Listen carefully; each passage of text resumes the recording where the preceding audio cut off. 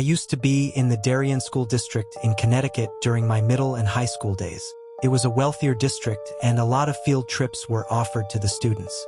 I was a member of the chorus, and every year we'd take at least 1 or 2 optional field trips as a class.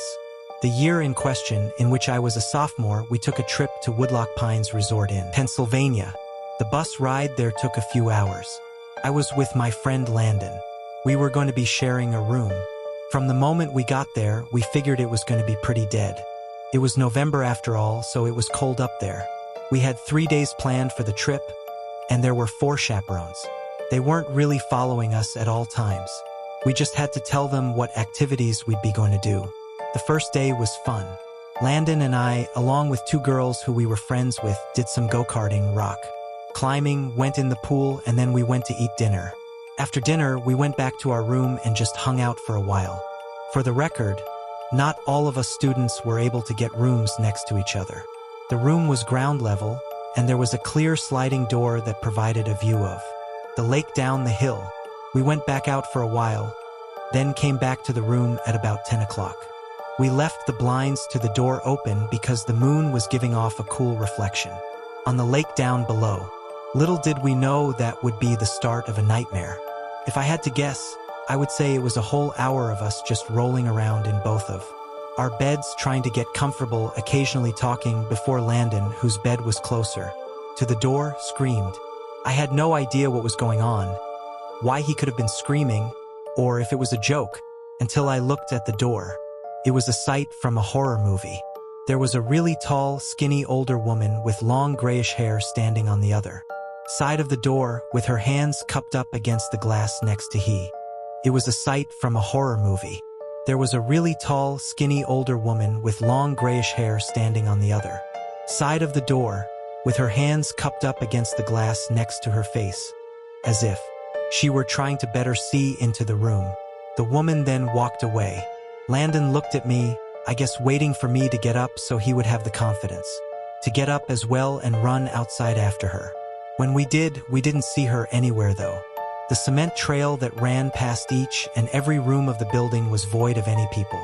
There was nobody on the surrounding grass, nor anyone walking down the hill. We both saw the woman though, so we knew we weren't seeing things. The next day we didn't tell any of the chaperones, but we told the 2 girls who we were friends with. Night came once again after a long day of many activities.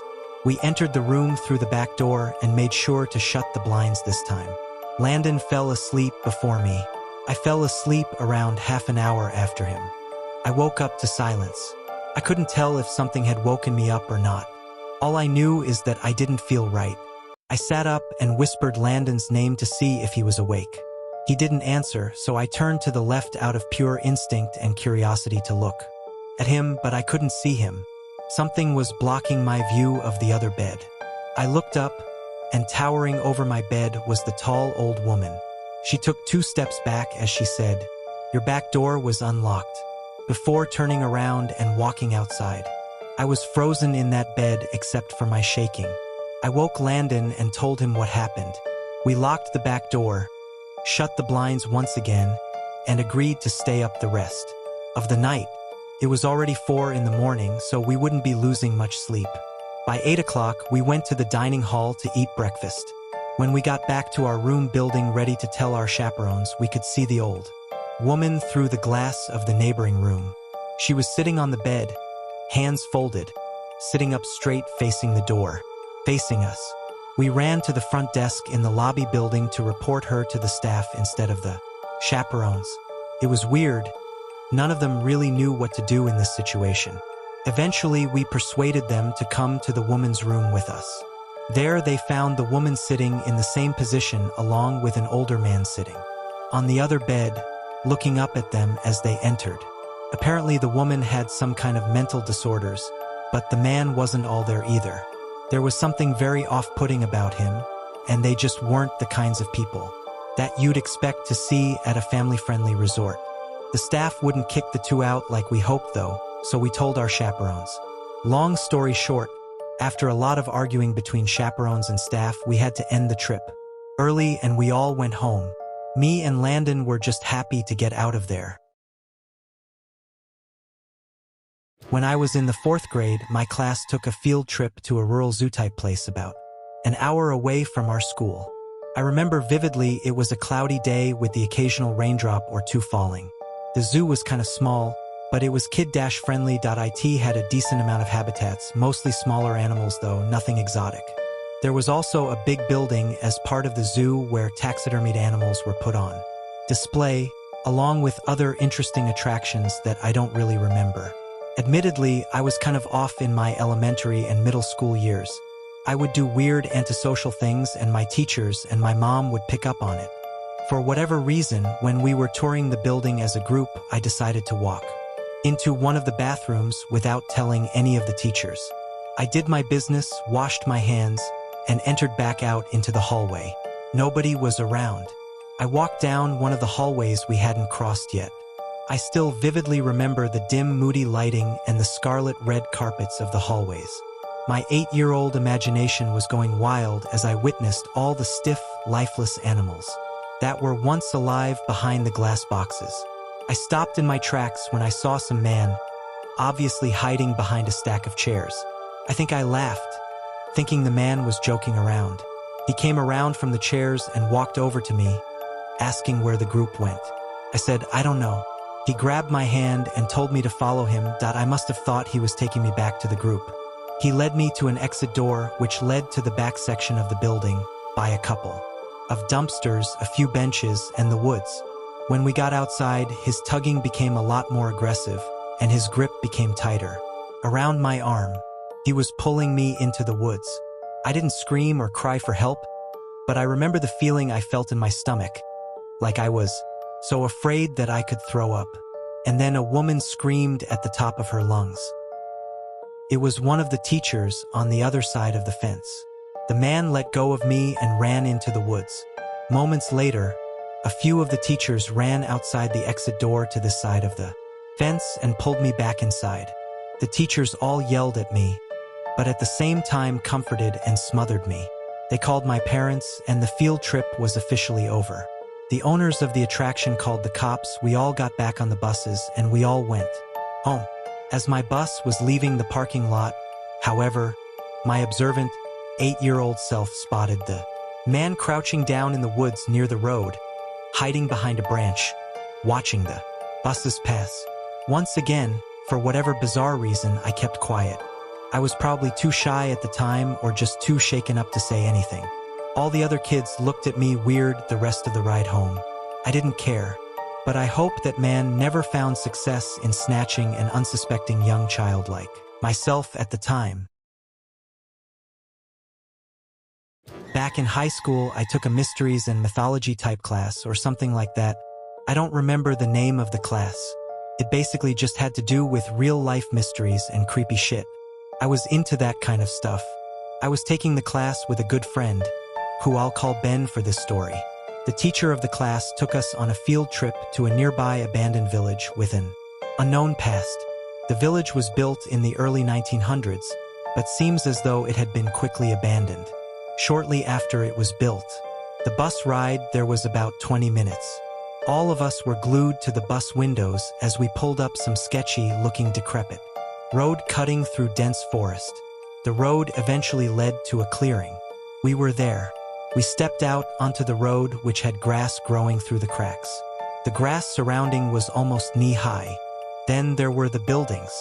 The tall, archaic brick buildings with the boarded-up windows all gave off such chilling vibes. The teacher lined all 20 of us up, counted heads, and then began leading the way. The point of this little field trip was to use the so-called skills we learned in class, to see if we could put anything together about why the village may have been abandoned so long ago. Some of the buildings had holes in the walls to serve as entryways.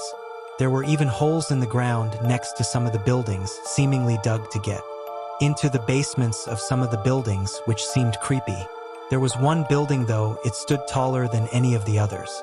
It just intrigued me the most. While the teacher was leading the group towards the village church, Ben and I decided to sneak off on our own to look for anything interesting.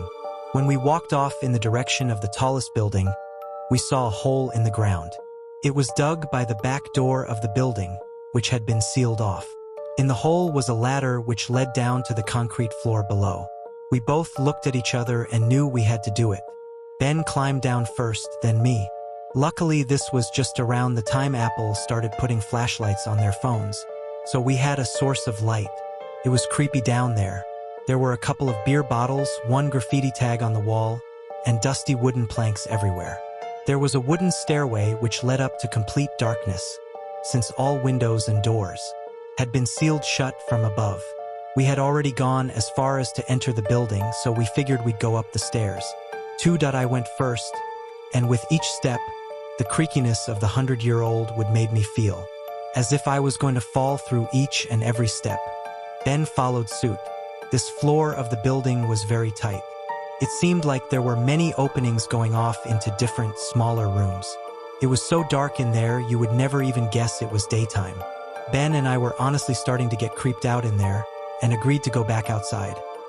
But just then, there was a noise in one of the tiny rooms, like a big rock hitting the concrete floor. A normal instinct would be to run, but Ben and I froze, locked eyes for a moment. Then, both tiptoed over to the opening of the room. We shined the lights into the room and ran. We ran back down the stairs and then up the rusty ladder back outside. We caught up to the group out of breath. We didn't say anything though to avoid getting in trouble. One of our classmates asked us what was wrong.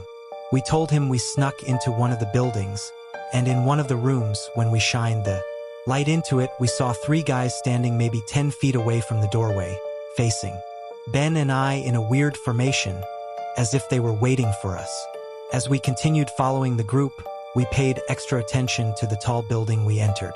From the distance, and before leaving, we saw a person's face at one of the higher level windows that had not been boarded up. We never told the teacher in fear of getting in trouble. We didn't know what to think.